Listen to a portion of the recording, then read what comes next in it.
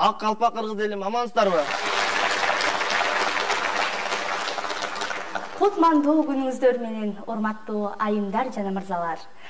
Багдыөлөт коому, коомдук биринчи канал жана ошондой эле республикалык Манас жаштар ордосу биргелешип даярдаган кыргыз таануу теледолбооруна кош келипсиздер. Чечиз жолдун ченеми Кыргызстаны долбоорунун тереңе, кыргыз элинин бай мурасын, каада салт, сан жарасын кийинки келечек мунга таанутуу жана ошондой эле жайылтуу. Мына ушундай максат менен биз Кыргыз таануу долбоорунун 3-чү баскычында кайрадан жолугушуп отурабыз. Бул тууралуу эсиңиздерге сала кетсем, биринчи баскычы бул мектеп ичинде өтүлгөн тандоо туру, экинчи баскычы бул аларчада өтүлгөн таймаш. Ал эми бүгүнкү өтө турган 3-чү жыйынтыктоочу кызыктуу таймаш бул 3-чү баскычы болуп эсептелет. Анда эмесе алдыңыздарга буйрук ызыткан таймаш куруп бере турган 3 тайпаны тааныштыра кетсек, Бектур Алымов атындагы номер 39-чу орто мектебинин Барчын тобу.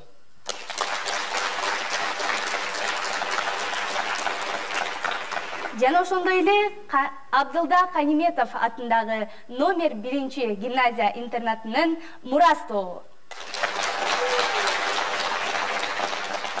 Исмаилбек Таранчиев атындагы 5 күнгөй орто мектебинин Асыл Кежи тобу. Мына ушул таймаштын жыйынтыгын чыгарып, ар бир тапшырманы баалап, иликтеп, жиликтөөчү, калыстыкты, карагылды как жарган биздин калыстар тобубуз да бар. Калыстар тобу менен тааныштырып өтсөк. Кыргыз Республикасынын эл мугалими, философия илимдеринин доктору, Кыргыз-Түрк Манас университетинин социология бөлүмүнүн башчысы Хусейин Исаев агай. Жана ошондой эле коомдук биринчи каналдын башкы директорунун орун басары Иманалиев Кайрат агай. Кыргыз дегенде ичкен ашын таштаган, жүгүрүп жүрүп мына ушул Кыргызстан долбоорун баштаган Багдыөлөт коомунун жетекчиси Мураталиев Мелис агай. Анда эмесе таймашыбызды баштайбыз. Бирок таймашыбызда ким биринчи баштаары бизге так билине элек. Ошондуктан азыр ар бир топтон бирден мүчө келип, бул жерге чучулак кармасаңыздар. Мурас тобу биринчи, экинчи, Барчын тобу, 3-чү Асыл Кежи тобу.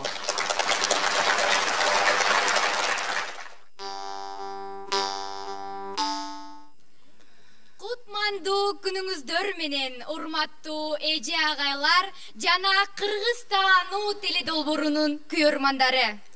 Кыргыз деген кылымдарды карыткан улуу элбиз уюткулуу тарыхта салам айтып баарыңарга турабыз. Жалпы элим арыбаңыздар. Биз шумкардай шукшурулган асманга, жалын оттуу биз мекенчил жаштардан элибизге улуу мурас сакталып, журтту сыйлоо, урмат ызаат салт калган. 3 кылугомуз Манас руху Кыргызда жашап турса, Кыргыз өлбөйт чынында. Ата мурас урпактарга уланып, жашай берсин кылымдардан кылымга. Жүрөктөрдөн жылуулукту берели, дилибизге ыйман эрессебели. Биз силерге достук колун сунабыз, атаандаштык кастык эмес себеби. Саламдашуу салт дешет, саламдашуу парыз дешет. Салам айттык силерге, атаандашым, ал кезек. Амандашу дегениң ата баба салт экен, анда эмесе калайык, амандашып алалык. Ак сакалын жайкалткан атага айтам саламды. Ак элечек башында энеге айтам саламды. Тал чыбыктай буралган бийкечке айтам саламды. Ак шумкардай алкайган жигитке айтам саламды. Амандашат Барчын тобу сиздер менен, амандашат жалпы Кыргыз эли менен, амандашат Асыл Кежи Мурас менен, амандашат тайжым кылып Калыстар тобу менен.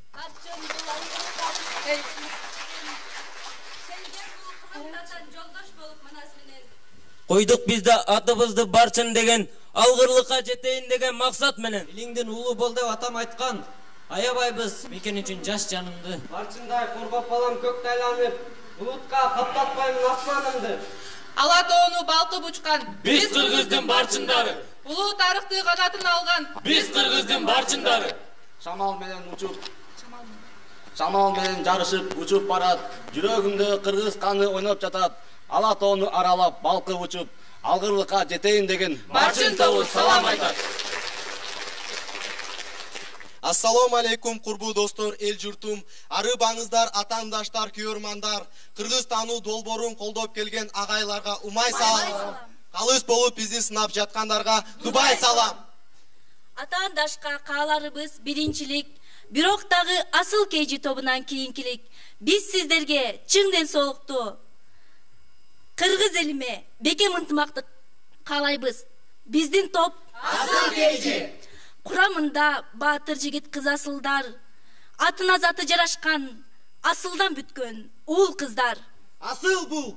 Аялуу. Асыл. Баалуу. Асыл. Кымбат. Асыл. Таза. Асыл. Сулуу. Асыл. Айкал. Асыл. Аруу. Асыл. Бийик. Асыл. Эң жакшы. KG кыскартылган биз сыяктуу жаштарга ыңгайланган символикалык белгиси.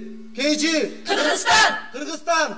Эгемендүү. Кыргызстан. Касиеттүү. Кыргызстан. Берекелүү. Кыргызстан. Кереметтүү. Кыргыз эли. Меймандостуу. Кыргыз эли. Кең пейилдүү. Кыргыз жери. Бейиштин төрү. Кыргыз жери. Береке кенчи.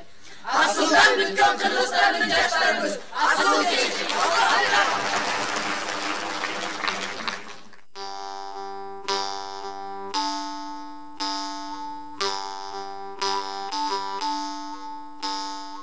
Bir topqa 3 суроо берилмекчи, ойлонууга 1 мүнөт. Эскерте кетүүчү нерсе жооп туура болбосо, кийинкиси жооп бербейт, туура жооп биз тараптан айтылат. Биринчи суроо бул Мурас тобуна. Тиграхаут деген наам кайсыл элге таандык жана бул ысымдын айтылышы кайсы булакка тиешелүү?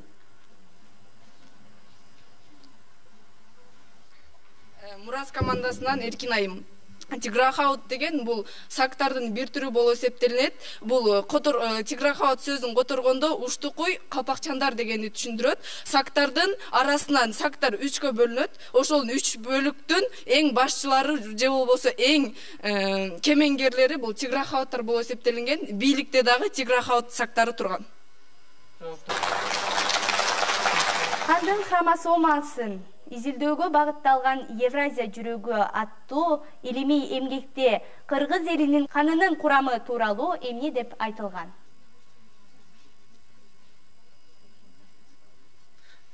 Евразия континентинде Кыргыз ошо Евразия континентиндеги элдерди изилдешкенде кайсы эл эң жаш эл деп ошондо деген 15 жылдан 15 миң жылдан 50 миң жылга чейинкилер болгон. Ошондо кыргыз эли эң байыркы эл деп эсептелинген. Ошондо гапатик боюнча. Үчүнчү суроо бул Асыл KG тобуна. Бернштамдын изилдөөсү боюнча кыргыз уруулары пайда болуу мезгили кайсы доорго таандык? Бернштамдын казуулары боюнча изилденгенде бул кыргыз эли биздин заманга чейин 3500 жыл мурда жашаган мамлекеттүүлүгү бар деп айтылган. Ал эми ошол табылгалардын эң жашы Барсбектин дооруна 7-кылымга таандык болот. Тогол деген эмне? Жана анын кыргызга таандык экенин эмне далилдейт? Тогол деген бул жаратылыштын бир кубулушу болуп эсептелинет. Бул тактап айтып кеткенде Үркөр жылдызын ай жаап калган мезгил бул 30-35 күндө бир кайталануучу кубулуш болуп эсептелинет. Мына кыргызга тиешелүүгө таандык экендиги бул ушул учурда тогол учурунда деген кыргыздар журт которгон эмес, жана ошондой эле аш тойлорду өткөзгөн эмес. Кытай жазма булактарында кыргыздардын темир иштетүүсү жөнүндө эмне деп жазылган? Ошол убакта деген кыргыздарды жагундар деп айткан экен да. Кыргыз Кытай тилинде жагундар деген бул темир эл дегенди түшүндүрөт экен. Анан деген кыргыз эли деген темир иштеткенди ошол убакта эле билген экен. Бирок деген кыргыз эли темирге көп кызыкпай, асмандан түшкөн темирге кызыгышкан экен да. Оолуячылык менен сынчылыктын айырмасы барбы? Асыл KG тобу Дилбара. Сынчылык менен оолуячылыктын айырмасы бар. Сынчылык деген бул көргөн нерсесин сынап айтат. Оолуячылык деген бул келечекти айтат. Кийинки суроо Мурас тобуна. Касиет деген эмне? Кыргыздын улуттук касиеттерине эмнелер кирет? Алла Тааладан берилген, ар бир адамга берилген өзгөчөлүк болуп эсептелинет. Ал эми кыргыз элинин касиети бул манасчылык менен төкмөчүлүк. Олуянын келечекке карата айткан сөзү менен сынчынын келечекке карата айткан сөзүнүн өзгөчөлүгү эмнеде? Сынчы бул сынап жаткан кезинде бул бир демсени көрүп туруп ошого жараша сынайт.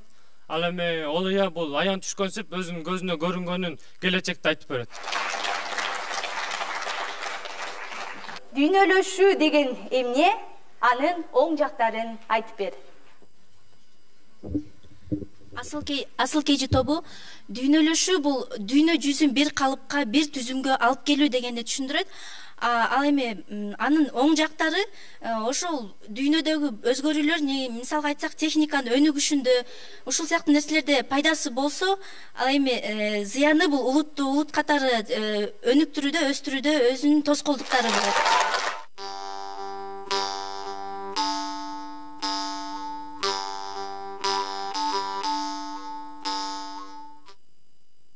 Майда, майда, басқаның майда, орой, оп майда. Бұл қарып мискинге, бұл саламчыға, бұл тилемчиге, қалғандары бизге, сизге, мага. Жамғыр жадыр, жерді өндүр, бала чаканын ырыскысын бер. Тилегим жөн, өнөрөнүмөн. Жоокерчилик заман кыргыздар менен ойрот калмактардын ортосунда чыр чатак согуш кези. Бир күнү тыш жаткан кыргыздарды ойрот калмактар кол салышып, алардын ичинен ымыркай балдардан 100 алып кетишет. Убакыт учкан куш дегендей арадан 15-16 жыл өтөт. Баягы бөтөн элде, бөтөн жерде өскөн кыргыз уулдарын ойрот калмактар тарбиялашат.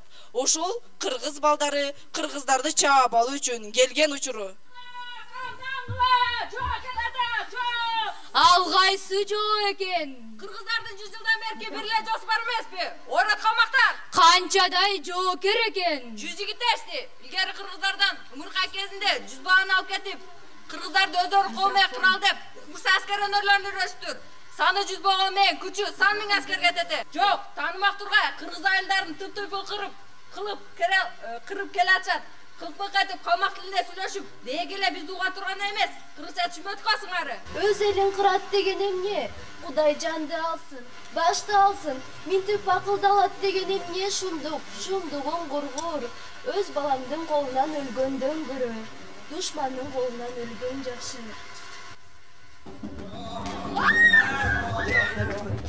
Балдарым, сабыр эткиле.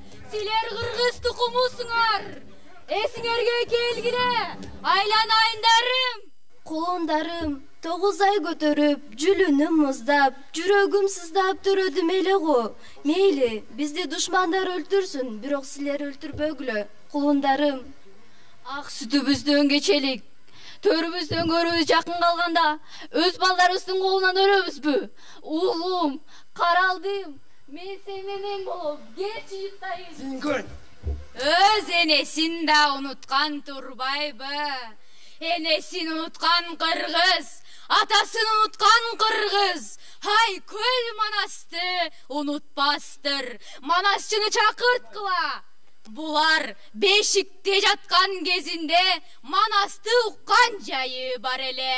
Токкоюң талла жер эмес, энекеңдин эмчегин жарра чаап качырган, ауке көбөшмен эмес, көк жалаттан өлгөндө, көп зордукту таласта, канныке шорду көргөндө, ауке көбөш жоголуп, атаңдан калган дүнүйөң, камчыга ченеп өлгөндө, ушенсем төрү калат деп, 40 бейген чыбыгын, сен үчүн эннен канныке дегенине көнделе, ит аягын аттатып, бала кылып алгын деп, сендей көдөк жетимди Ысмайылга берделе, эсиң болсо ку жетим, таласта кыргыз эл кандай, эл журтуңду тааныбай, тентип жүргөн сен кандай, кан Манастын баласы, кылчайып элиң карабай, качып жүргөн жан кандай, буудан мана сул элиң, букарга тентип конупсуң, 12-ге келгенде сен эне кулу болупсуң. Балдарым, тилиңерди унутсаңар да, дилиңерди унутпапсыңар. Канекей энебиз Манастын кырчоросуна ак калпакты кийгизип жатып минтип айткан экен.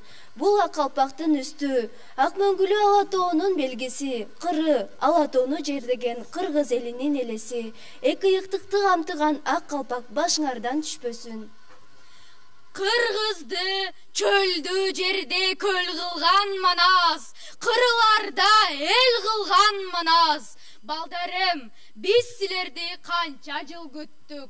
Чырпык элеңер чынар болуп өсүп жетилипсиңер. Эми Айкөл Манас атаңар жердеген кыргыз жерлерин душмандардан бошоткула.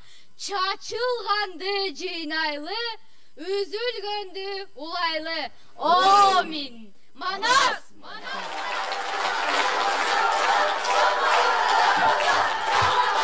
Кыргыз ким деген суроого биз жоопту тамырыбыздан алсак болот. Ар бир элдин тамыры болот. Тамыры күчтүүнүн өзөгү күчтүү. Кыргыз элинин тамыры күчтүү болгонун айтпасак да билебиз. Бирок биз ошол тамырыбыздан азык алып жатабызбы? Баалуулуктар алмашып, баалуу нерсе баасыз болуп, баасыз нерсе баалуу болуп калды. Тескерисинен батыштын маданиятын, тилин, адатын кайдагы бир кыргызга жат көрүнгөн, кереги жок нерсенин баарын өзүбүзгө сиңирип алып жатабыз. Ооба, туура өсү болуш керек. Бирок биз баардык жагын албай, жакшы жагын алып, жаманынан алыс болуш керек элебиз да.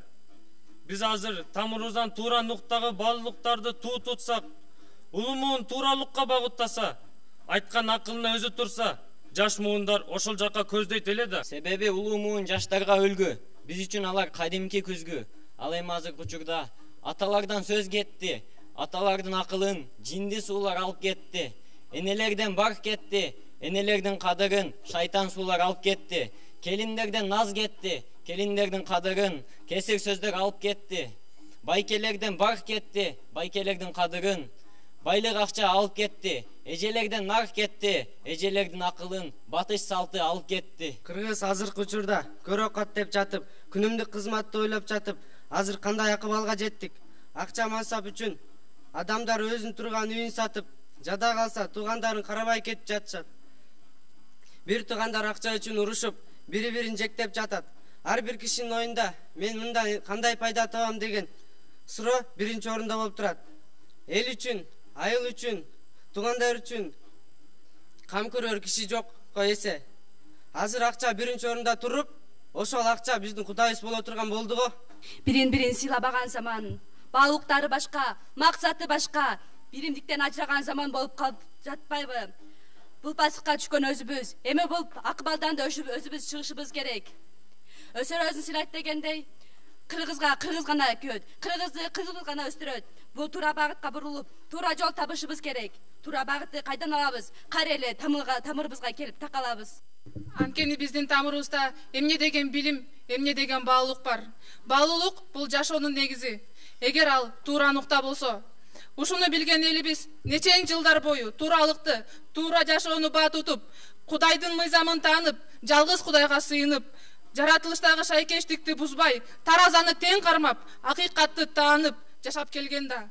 Мына ушунун баары негизги баалуулуктардын бири тууралык. Туура нуктагы баалуулук элибизге дем берип, кубат тартуулап, өсүп өнүгүүгө жол ачып, шык берген. Элибиз тууралык менен билимди айкалыштырып, салтты кармап келген. Биздин ар бир салтыбызда жашоонун негизин камтыган билим жатат. Күнүмдүк конок тосуу салтын алсак эмне деген терең маани жатат. Колго суу куюуда, бата берүүдө, устуккан тартууда ар бир нерсенин иретин, адептүүлүктүн деңгээлин көрсөтүп турбайбы? Ошондой эле кыргыздар 300 миң жыл мурда эле жер, ай, үркөр топ жылдыздары тогошорун билип, жерде сөзсүз аба ырайы өзгөрөрүн байкап билишкен. Ошол учурду тогол деп атап, той аш өткөрүлбөй жолго жортулга, аңчылыкка чыккан эмес. Ал эми 2007-2008 жылдары Япондун окумуштусу Эмото Масоронун илимий иштеринин негизинде суу бул маалымат сактоочу касиятка экенин далилдесе, муну кыргыз эли илгертеден эле билип, башынан суу тегеретүү адатын кармап келишкен. Ушунун баарын билип, турмушунда колдонуп, кыргыздар жашоосунда акыйкат үчүн күрөшүп, чындыкты коргоп, элине кам көрүп, жерин, мекенин коргоп, тамырды таанып, билимди баалап, сөз багып келген.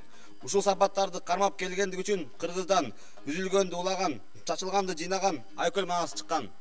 Билимдин кенчин тапкан Жүсүп Баласагын чыккан.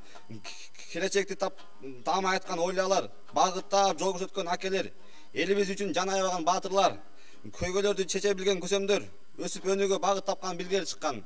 Демек, жогоруда айтылган сөздөрдөн кыргыз элинин күчү тамырында экени ачык айкын көрүнүп турбайбы? Ошондуктан тамырыбызга кайрылып, өзөгүбүздү бекемдеп, башка элдер султангандай күчтүү улуу бололу.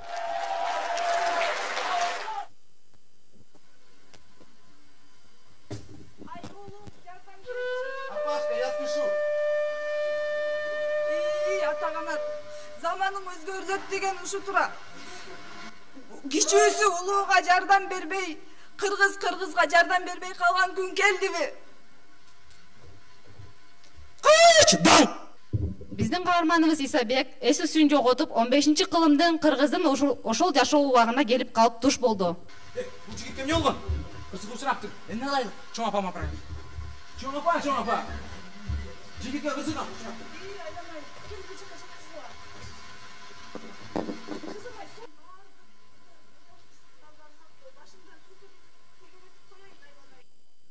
Караңгы түн менен, кара суу менен, аткан таң менен, баткан күн менен баардык жаманың чыгып кетсин оğlum. Буга түкүрүп койчу. Эмне түкүр дейсиңби? Аның эмне эле? Мен эмне өлдүмбү? Өлсөм дагы баягы эле кыргыз байларынын арасына түшкөн турбаймынбы? Жок oğlum, сен өлгөн жоксуң. Сен деген кырсыктан аман калдың. Сен кыргызды жерип, маңкурт кейпин кийген турбайсыңбы? Анда oğlum, мен сага тамырыңдын күчтүүлүгүн, ата бабаңдын улуу күчүн айтып берейинчи. Укчу мени. Ата бабаң илгертеден акыл насыят балдарды тарбиялап, каада салттар менен катар нарктуу үрп адаттарды күткөн. Жайкысын төргө конуп, жер суу менен эгиздей ынак тазарып, адал эмгеги менен жашап келген. Кандуу кагылыштар менен катар ар кандай сыноолорго жык толгон кыйын кезеңдерден каармандык менен чыгып, көңүл кубанткан берекелүү замандарды да баштан өткөргөн. Ыйгала тоо жерге бизди каны менен сугарып, чек арасын кеңейтип, көз арткан жаттардан коргоп келген. Капилет жоо келсе, аттан деп ураан чакырып, бир заматта кол курап, аскердик ашкере өнөрү менен даңкталып, катылганын катыгын берип турган. Улуу Барсбек атаң каган болуп турганда, Азиянын арстандары аталып, дүйнө элин тамшандырган. Элге эмгеги менен сиңген даанышмандары 40 урууну улут кылып, эли жерин, наркын, баркын сактап келген. Кыргыздын жан азыгы Манас, тиреги Теңир, колдогону Кыдыр, таянычы акыйкаттык, куралы улуу болуп, алтын жыйнабай, айыл жыйнап, руху менен улут болуп түзүлгөн. Кыргызда элдин сөзүнөн өткөн улуу сот жок болгон. Момундар менен жетим жесирлерди кор кылбай, эл катарына кошуп, жетим жетилет, бүтүн кетилет деп, тең аталуу үй бүлөлөрдү түзүп келген. Көөнөрбөс Манас кыргызга ааламдан келген улуу кабар. Мындай рухий мураска сугарылган элдин, кыргыз элиңдин кудурети күчтүү, ой көрөнгөсү терең. Мына ушундай уулум, кыргыздын күчү кыргыз элинин ынтымагында, бирдиктүү бүтүндүгүндө. Кыргыздын улуу күчүн даңазалаган улуу баатырлар, сынчы манасчылар, олуя санжырачылар чыккан. Алар кыргыздын күчүн, даанышмандыгын бүт дүйнөгө таанытып, даңазалап келген. Айкөл Манас атабыз Кошай атанын берген ак батасынын күчү менен элин жыйнап, журт кылган. Биз ошол жылдар бою жоголбой жашап келген кыргыздын урпактарыбыз. Ушул сенин тарыхың уулум. Тарыхыңды, тилиңди, таалимиңди унутпа. Сен кыргыздын уулусуң, аны эч качан танба. Кыргыз элинде улууга урмат, кичүүгө ызаат көрсөткөн улуу салты бар. Кары адамдарга жардам көрсөтүп, сыйлап, урматтап, алардын ыраазычылыгына татып, ак батасын алууга умтулгун. Уулум, бир элдин баласы болбой, 1000 элдин канаты бол. Бир үйдүн атасы болбой, 1000 үйдүн да анасы бол. Умай эне бак берсин, Теңир ата колдосун. О! Мен кыргызмын, кыргыз болгонума сыймыктанам. Кыргыз эли улуу эл. Мен эми кыргыз тилин, элин, жерин, кадасталыктарын урматтайм. Мен алардын улуулугун, күчүн, кудуретин билдим. Көрсө кыргыз элим, эчен дайра суу кечкен, эч качан жеңилбеген батыр эл тура. Сатпагыла суранам жериңерди, сактагыла ак калпак элиңерди. Сайып берем башымды кыргыз үчүн. Салтты сатпай, сактагыла тилиңерди.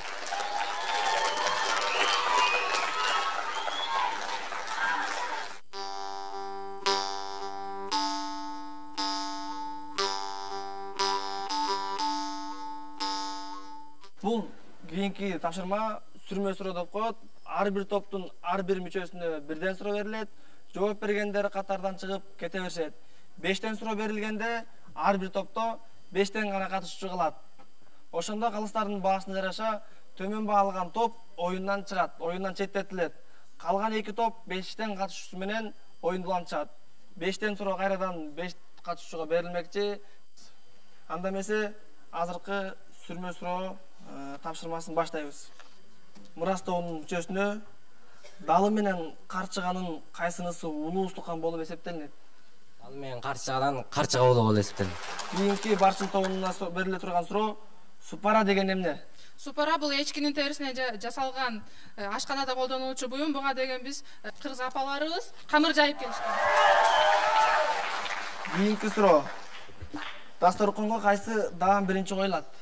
Дасторконго биринчи бул дан азыктарынан нан коюлат. Мурас тобуна суроо. Жарма менен максымдын айырмасы эмнеде? Бул максым менен ачытылып жазылат, ал эми жарма болсо бул кара жарма, бышырылган жарма.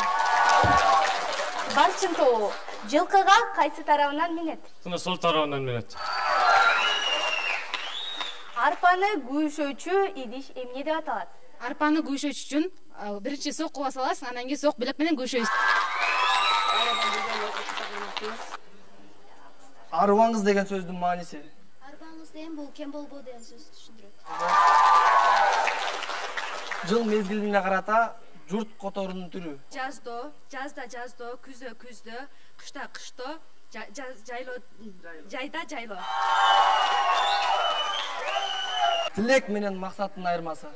Тилек бул деген Кудайдан тиленүү, а бул тилек коет. Тилектин да 3 түрү болот. Бул биринчи жакшы тилек, асыл тилек жана бийик тилек. Максат деген бул келечекке максатты коюу. Максаттын да 3 түрү болот. Жакынкы арадагы, жакынкы мүнөттөгү, ортого мүнөттөгү жана алыс мүнөттөгү. Ынтымак менен биримдиктин айырмасы эмнеде? Ынтымак бул жалпы элге тиешелүү, ал биримдик болсо бир адамга тиешелүү болуп эсептелет. Каада дегенди кандай түшүнөсүң? Мисал келтир. Каада деген салттын деңгээлин кандай түрдө аткарылат? Мисалы келтирсек, кызды алып келүү. Кызды мисалы алсак, ажо менен катардагы кишинин каадасын карасак, салтты мисалы ажо деген көп мал соёт, көлөмдө болот, а катардагы киши болсо бир эле мал соёт. Боз үйдө эр тарап оң жакпы же сол жакпы? Боз үйдө эр тарап сол жак. Кайрадан бирден өтүп келсеңиз. Адат менен үрүп адаттын айырмасы барбы? Мисал менен түшүндүр. Адат бул бир адамга өзүнчө бир нерсени көп кылуу, ошол өзүнө адат болуп күндө кайталанып калган. Ал эми үрп адат болсо бул салттын ичинде. Үрүп адат улукпу же салт улукпу? Эмне себептен улук түшүндүрүп кетсеңиз? Салт улуу. Ал үрп адат деген бул көп элдин атадан калган мурат, атадан калган адат, а салт деген бул мыйзам, жазылбаган мыйзам. Кимиси улук болуп калат ошондо? Салт улуу. Тупура. Салт маданияттан келип чыкканбы же маданият салттан келип чыкканбы? Салт бул негизи жазылбаган мыйзам, а маданият болсо бул маданият салттан келип чыккан. Ар бир топтон мына өзүңөр көрдүңүздөр 5тен мүчөсү суроого жооп берди. Эми азыр кайсы топ канчалык деңгээлде жооп берди? Жарым жартылайбы же толук туурабы? Аны калыстар тобу бардыгын ачык айкын айтып бермекчи. Ушул жерде кайсы топ төмөн баалып калса, бул сүрмө суроодон, бул оюндан четтетилет. Калган 2 топ мындан ары калган 5тен оюнчусу менен оюнду андан ары улайт. Сүрмө суроо деген оюндун биринчи айлампасында эң төмөн баа алган топ бул Мурас болду. Барчын менен Асыл Кейжи экинчи айлампага өтөт.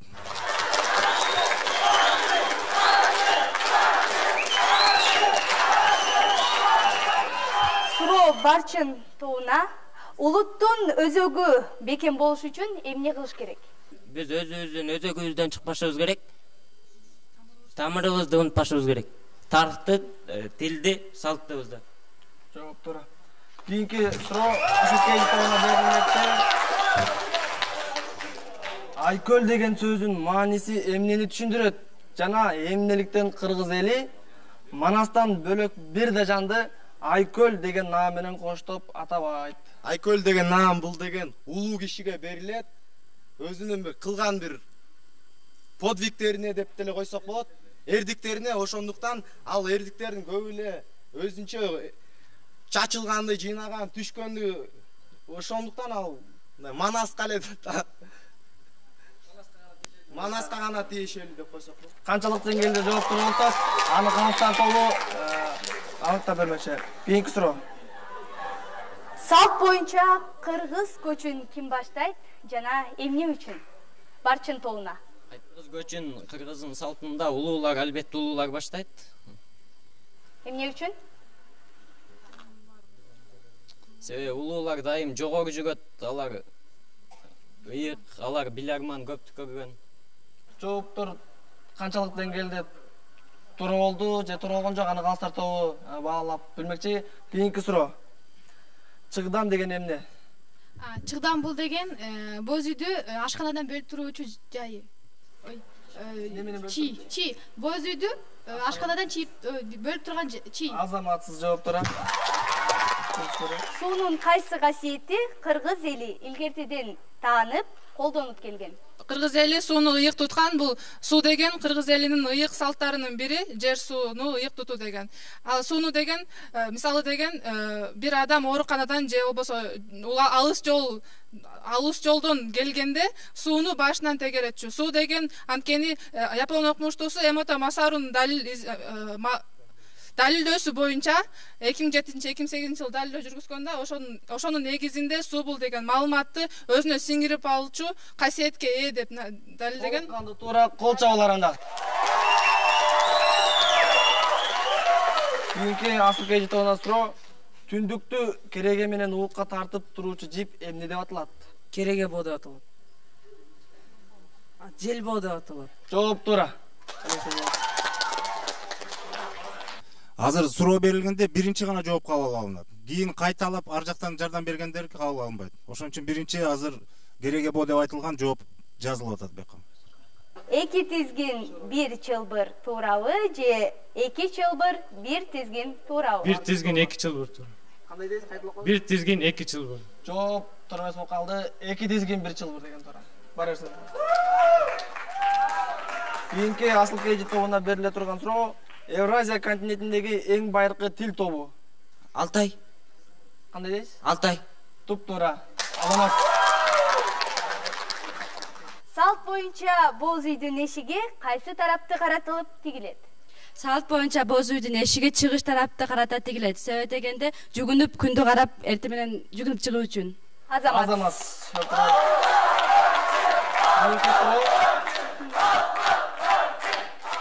Кийинки суроо.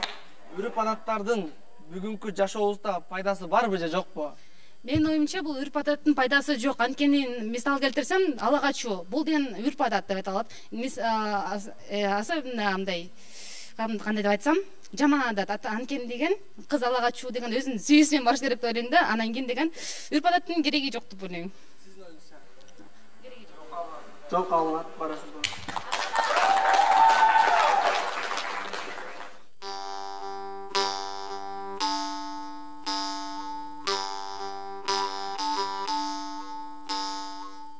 Кыргыздын өнөр казынасы ар бир топ кыргыз элинин элдик өнөрлөрүнөн өздөрү даярдап келген өнөрдөн тартуулап бермекчи. Манасты тааный салыш, анын тез эле тегентектеп чече салыш кыйын. Ал сыр чечпеске менгер, эш жоодон жалтанбас, ал сыяктуу табышмак. кыргыз элдин карт тарыхын иликтеп, саякпай айткан ар бир сөздү жиликтеп, даңазалап эс тутумун элимдин эссе кылып жазыптырсың бийиккеп. Саякбайдын манасынын сыйкурдуу саптарына катылган кыргыз элдин өткөнгүсү, бүгүнгүсү, азырда сөз кереметинин касиетин жоготпой, укканды таң калдырып, окуганды ойго салбай койбойт. Кыргыз болгону каада салты, үрп адаты Манас эпосунда таамай берилген. Биз азыркы кезекте кыргыз элинин туу чокусу болгон Манастын бала чактагы эрдиктеринен учугу жок жомоктон баштамакчыбыз. Манжунун ары бетинде, Каңайдын бери четинде, Эсен кандын элчиси, кара калмак Манжунун жер кайтарган ченчиси, ушакчыдан кеп угуп, буламадан сөз угуп, ушакчыдан кеп угуп, бу белгилүү Бурут Жакыптын бурулбаган көп малы, жер отун жеди деп угуп, жет асаба туу алып, 700 кол алып, 700-дүн башчысы, жеткилеңи чоң кочку келип калганы, калайманды салганы, кочку келди короктоп, аркасында куулары, кошоматчы куулары, аркасында сороктоп, эки буту салактап, өкүм сүйлөйт алактап. Кийинки кезекте башын тона берсек. Айрандай уюп калчыбыз, керемет сырын көргөндөй, жөн эле эстен таңчыбыз. Сан миң жылдык тарыхты үр менен айтып салчыбыз, үр менен кетип дүйнөгө, үр менен кеткен калкыбыз. Кагылайын калың журт, жакындан уксаң Манасты, жазылып калат жалпыңыз. Айкөл Манас жомогун тыңдайлы калкым жалпыбыз. Бурамасын имерип, буркурап ыйлап жиберип, будандын оозун бур деле, дүрбүсүн салып тур деле, ит торпунун жолунда, кезең кырдын оюнда, санап көксөң тайтору, келе жатат кайган мал, 60 аттын соңунда, башын жерге салыптыр, аркадай алыш алыптыр, мойнун жерге салыптыр, болжосуз алыш алыптыр, желгенине жел жетпес, жеткилең чуркап калыптыр, басканына мал жетпес, башкача чуркап алыптыр, эңкей иштен алганда, коржоңдогон туруунун эликтей колу сайылат, өргө тарта бергенде, жал куйгугу жайылат, тала түзгө келгенде, таманы жерде таксылдайт, кара болот ооздук, көмөкөйдү касылайт, арандай оозу ачылат, канары алашак көбүк, омурого чачылат, кара болот ооздук, көмөкөйдү какылайт, талжибекти куйгугун чатка жакка чапкылайт, көкүнүн көккө ыргытып, көнөктөй болгон туягын көрүнгөн жерге мылгытып, ойноп кетчү немеди, осонма башын чулгутуп, дагы салды токтолуп. Сарарыма учукта, салган тоонун тумшукта, көрүүчүнүн жолунда, кара тала боюнда, келе жатат тайтору, отту стулпак соңунду. Еринбей ерте туруп арча чапкан, комуз деп коңгуродой 3 кыл таккан, чер жазып чертип жүрсүн кыргызым деп, айланам акылыңдан ойлоп тапкан.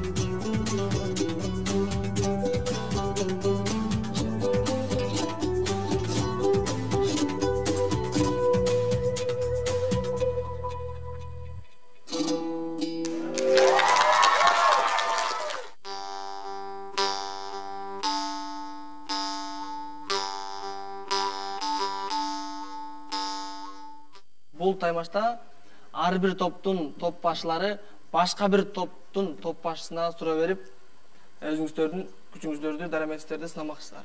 3төн суроо берет жана ойлонууга туура 15 секунд үнөмдөлөт.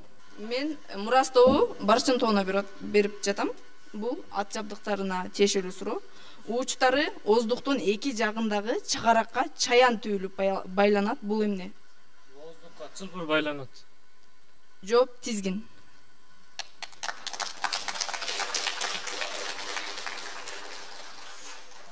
Мурас тобу Асыл Кейжи тобуна суроосу. Комуз башка кылдуу аспаптарынан өзгөчөлүгү кандай? Бул дүйнө жүзү боюнча комуз гана 7 нотадан ашык болот жана 21 күйгө келет. Толук жообун айтып койсом, комузда лады жок. Толгоосун өзү каалагандай күйгө келтирсе болот.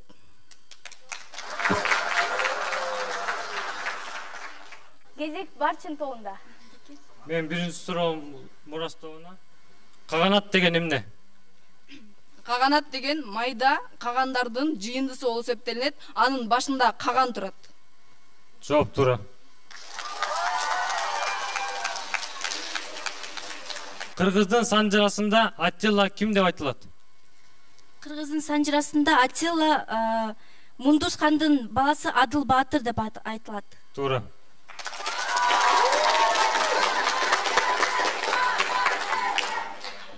Менин биринчи суроом Мурас тобуна баш мыйзамда жазылган мыйзам менен турмуштук тажрыйбанын негизинде келип чыккан мыйзамдын айырмалары. Баш мыйзамды бул датасына карата чыгарылышат. Ал эми турмуштук келип чыккан болсо, турмуштун деңгээлинен келип чыккан мыйзам болот, салт болуп эсептелет да. Толук жоопто айтып койсом, бул жерде бир нече айырмачылыгы бар. Мисалга алсак, мыйзамды адам өзү ойлоп таап, аны токтом менен бекитет. Ал эми салт турмуштун тажрыйбасында өзү келип чыгат. Адамдын турмуш жаратылыштын өзүнүн талабына жооп бериш менен. Ал эми экинчисин дагы айта кете турган болсок, мыйзам, баш мыйзамга жазылган мыйзам мөөнөткө чектелет. Ал эми салт мөөнөткө чектелбейт. Дагы бир айырмасы, мыйзам бузган адам, баш мыйзамда мыйзам бузган адам бир башка адамдарды тарабынан жазага алынса, ал эми салтты бузган адам болсо, турмуштун өзүнөн жаза алат. Экинчи суроо Барчын тобуна. Калк менен элдин айырмасы эмне? Калк бул бир мамлекеттеги жалпысынан айтылган калк, эл бул ошонун ичиндеги көрүнгөн аймактагы элдин адамдардын арасында эл катары эсептелинет. Толук жоопту айтып койсом, эл бул бир бүтүндүккө жеткен адамдардын тобу, ал эми калк ошол белгилүү аймактагы элдин саны. Барчын тобуна бермекчимин. Табак эмерүү деген эмне, анын мааниси? Так өзүн жообун билбейтем, бирок түшүндүрүп айтты. 5 бармак жээлгенде бул ошол табакта 7 же 4 адам отурат. 4 адамдын эң кичинеси бул табак эмерет. Табак эмергенде сааттын жебеси менен 3 жолу эмерип, даамды осуйуп коет. Бул кыргыздардын бул ынтымак белгиси болуп эсептелет. Александр Македонский кыргыз жергесинде келгенде кыргыздар эмне берген жана анын мааниси эмнеде? Александр Македонский Тянь-Шанга келгенде биринчи скиф деген элдерге, көчмөн элдерге жолугат. Алардын башында сак, тиграхаут сактар турган. Андан кийин кыргыздардын ага бергени бул жаңгак. Бул жаңгакты кыргыздар өзлөрү мындай деп чечмелеп берет. Бул жаңгак биз ушунчалык көппүз. Андан кийин осуйтуп көрүп, биз ушунчалык таттуубуз дейт. Эгер силер бизге жакшы мамиле кылсаңар. Эгерде силер бизге согуш менен келсеңер, биз ушул жаңгактай катуубуз жана көппүз дейт. Ошондо Александр Македонский бул элдин ынтымагын жана башка оң жактагы сапаттарын көрүп, бул элди чабуудан тайманган.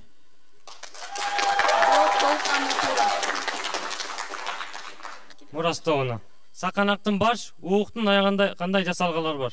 Саканактын башында, ууктун аягында бул кереге чалгыч. Жооп туура эмес. Туура жооп бул сайлар. Кыргыздар боз үй тиккенде босогону бир тарапка багыттайт. Эмне үчүн? бул суроодо боз үйдү чыгышты каратып, босогусун чыгышты каратып тийишет.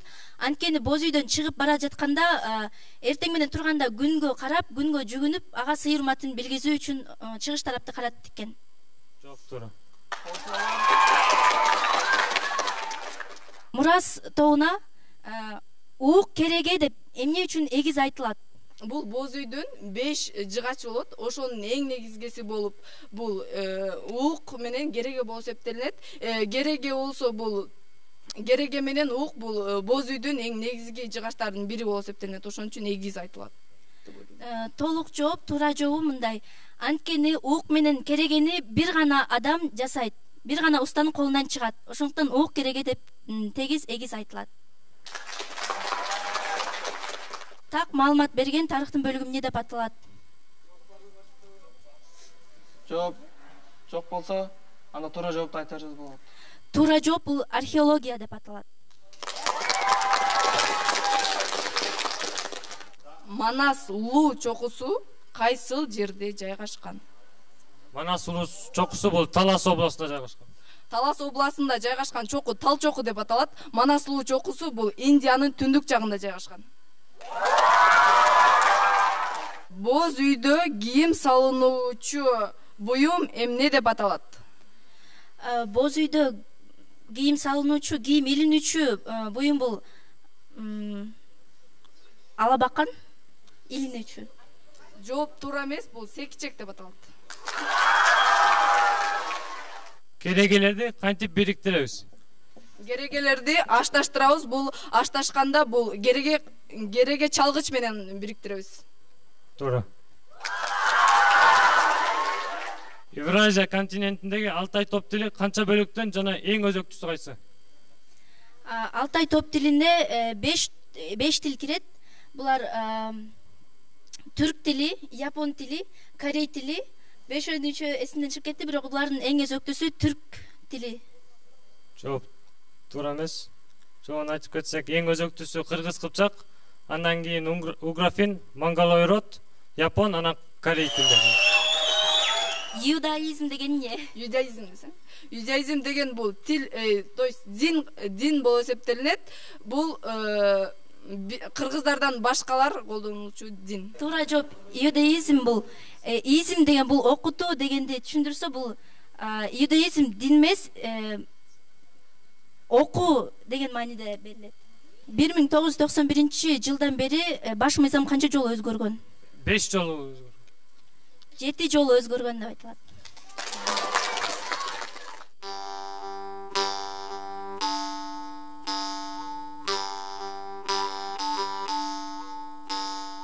Бул тапшырмада ар бир топ бул долбоордон алган билимдин негизинде өзүнө чыгарган жыйынтыгын жана ошондой эле жаштарга үндөөсүн билдирип кетмекчи.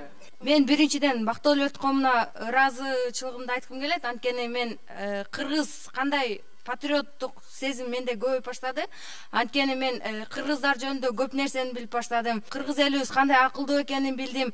Ошондуктан биз жанагы жайлоодо практикага барганда мен кыргыз жеринин тазалыгын, жашылдыгын, касиетин, кооздугун көрүп ушул сүрөттү тарткым келди. Анткени ошол жакта мага айыптан жакты, өзүмдө эргүү пайда болуп мен ушул сүрөттү тарттым. Кыргызстануу долбооруна катышкандан кийин мендеги болгон ата журтка болгон сүйүү сезими абдан күчөдү дагы, мага эргүү келип, анан ушу үндөө чакыркырын жаздым. Азыр сиздерге окуп берип койсом. Кыргыз тилин окшоттум мен гүлдөргө, жыпар жыт жок, өңү өчүп ооруган, суусуз калган, демек калган каралбай, башы ийилип өспөй калган соолуган, бирок турат жерге сулап калбастан, тамыр күчтүү кармап турат жанбастан, келгиле биз суу куялы, сактайлы, четтен карап кайдыгерлик салбастан.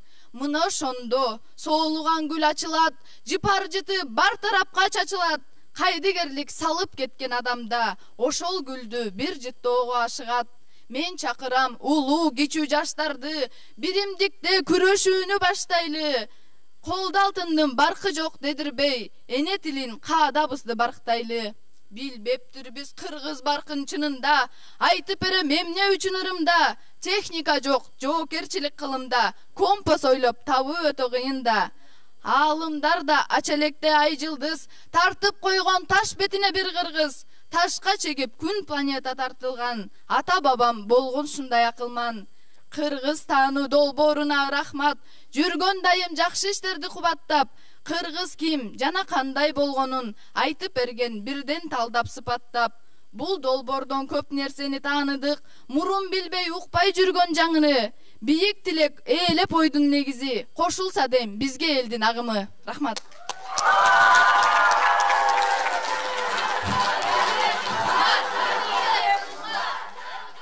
Эне тилин билбеген, эси жогун аныктайт. Эне тилин сүйбөгөн, элин сүйүп жарытпайт. Келди унутсаң сен, кошуласың жат элге, айтсың-ай, сүйлөйсүң сен өз жериңде, чет тилде. Ойлосоң сен, ойгончу сен, кыргыз тилин жүрөгүңдөн ойгончу сен. Өзөгүң кыргыз, каның кыргыз болгонсуң, эмне үчүн кыргыз тилин жектейсиң сен? Бар, тарыхың бар, тилиң бар, океандай чайып алган манасың бар. Эмне үчүн кетесиң, эмне үчүн жектейсиң? Кыргыз болуп кыргыз тилин билбейсиң. Кыргыз болгонуңа мактангын сен, анткени манас бабам урпагың сен. Кыргыз тилиң унутсаң сен, ким болосуң, кимсиң сен? Салтыбызды кыргызым мыйык туткан, салтың бар сан миңдеп жашап келген, салтың бар элди тартипке салган, салтың бар кылымдап кыргызды сактап келген. Тарыхын уккан жанды таң калтырар, тамырын терең жайган санжырада, кыргызым кылымдардан жашап келген. Кыргызым тарыхың улана берсин кылымдарга. Келдим мен бул долбоорго, Кыргызстануу кыргызымды таанытты, кыргыз деген жүрөктөгү отту жандырды.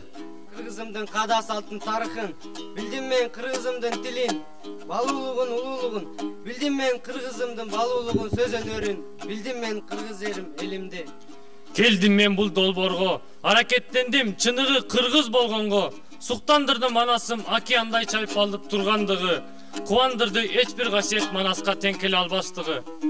Сен кыргызсың алатоону жайлаган, сен кыргызсың Эрманастын тукуму, сен кыргызсың улуттардын ыйыгы, сен кыргызсың кырандардын кыйыны, сен кыргызсың намысына бек турган, сен кыргызсың конок келсе сыйлаган, сен кыргызсың Эрманасты даңктаган, сен кыргызсың жет атасын тааныган, сен кыргызсың маектешкен ыр менен, сен кыргызсың биримдикте жашаган. Bileli, kırgız elim cerimdi, үйрөнөлү билели, салтты, тилди, тарыхты, тааныталы келгиле, жалпы дүйнө элине. Ар бир адам үй бүлө, ырысын таап, бакыт кушун кондурган. Бул боз үйдүн түндүгү эне тилибиз, ууктары улут өнөрлөрүбүз, тарыхыбыз, санжыраларыбыз, керегеси, теңирчилик, дүйнө таанымды сиңирген каада салт, үрп адаттарыбыз. Түндүгүбүз бийик болсун десек, эне тилибизди өнүктүрүп, угубуз узун болсун десек, улуттун өнөрлөрүбүздү өркүндөтүп, керегебиз кеңен болсун десек, каада салттарыбызды бекем кармайлы. Биз бактылуубуз. Анткени быйыл бизге кыргыз таануу сабагы кирип, кыргыз тууралуу абдан терең билим алдык. Биз бактылуубуз. Биз ким экенибизди тааныдык, каада салт, үрп адаттын айырмасын билдик. Урматтуу биздин замандаш, уккан да арманда, укпаган да миң эселеп арманда. Кыргыз таануу демилгесин кош колдоп колдойлуу. Байыркы элекенебизди, маданияты өнүккөн, эс тутуусу эң жогорку деңгээлде экенибизди далилдейли. Кыргыз таануу биздин көзүбүздү ачты, дүйнө таануубузду кеңейтти. Ата мекенге деген атуулдук сезимибизди курчутту. Биз менен бирге Кыргыз таанууну бүгүн баштабасак, эртең кеч болот. Келгиле. Эне тилибизди гүлдөтүп, өнүктүрүп, өстүрөлү. Келгиле. Маданиятыбызды, кең пейилдүү меймандосубузду жоготуп албайлы. Келгиле. Кылымдардан кылымга артып, кыйла жолу артып, ата баба мурас кылып, бизге берген нарк населде үрп адатын, каада салтын унутуп биз калбайлы. Келгиле. Алатоодой ак калпактуу, кереметтүү кыргыз жерим, өзгөлөргө жем кылбай, көзүбүздүн карегиндей сактап алалы. Ошондуктан келгин достор, келгин Кыргызстанга. Билим кеңи ушул Кыргызстануда. Келгин достор, келгин Кыргызстанга. Кыргызымдын улуулугун таанууга. Ойгонолу замандаш, ойгонолу. Жакшы жашоо, жакын келечек биздин колубузда.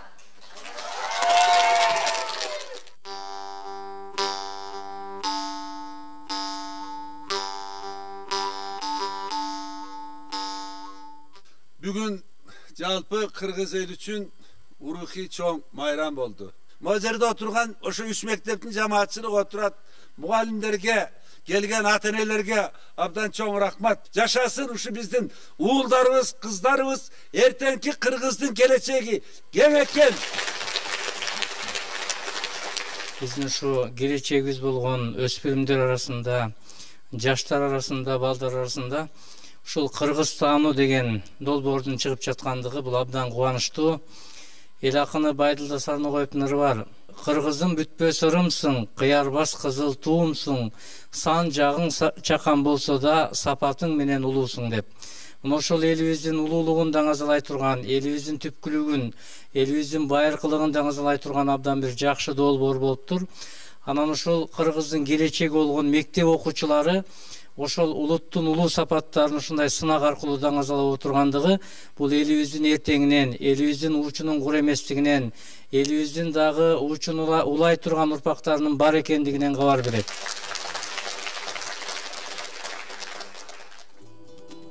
Ошентип таймаш баскычынын жыйынтыгы төмөнкүдөй болду. 7 тапшырмадан Барчын тобу 28,3 упай, Мурас тобу 28,7 упай, Асыл Кейжи тобу 30,9 упайга ээ болушту. Эске салсак, буга чейинки экинчи көрсөтмө баскычында Асыл Кейжи 24 упай, Мурас тобу 25 упай, Барчын тобу 26 упай алышкан. Жалпы эсептегенде Мурас тобу 53,7 упай, Барчын тобу 54,3 упай, Асыл Кейжи тобу 54,9 упай топтошту. Долбоордун жалпы катышуучулары алган упайларына жараша бийликтерге ээ болушту. Биринчи орунду эңип кеткен Асыл Кейжинин балдары ноутбуктар менен сыйланышты.